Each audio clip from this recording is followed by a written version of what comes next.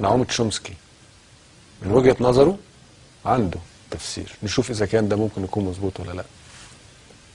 Those who addressed the hundreds of people who gathered to celebrate FAIR was the world-renowned political dissident and linguist Noam Chomsky. This is some of what he had to say.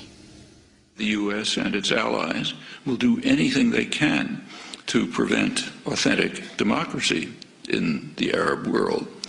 The reason is very simple. Across the region, an overwhelming majority of the population regards the United States as the main threat to their interests. In fact, opposition to U.S. policy is so high that a considerable majority think the region would be more secure if Iran had nuclear weapons. In Egypt, the most important country, that's 80%.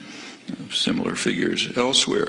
There are some in the region who regard Iran as a threat, about 10%.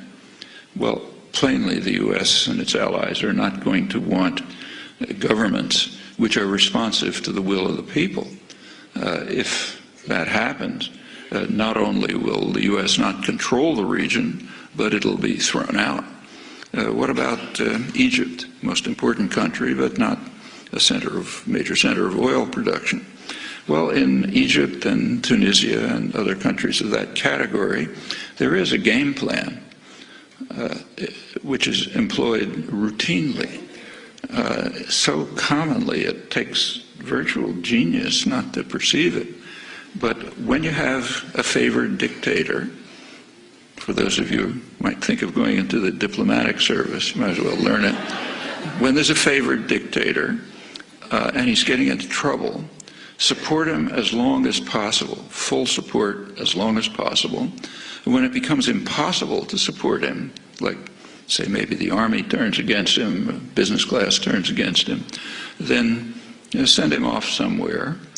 Issue ringing declarations about your love of democracy, and then try to restore the old regime, maybe with new names.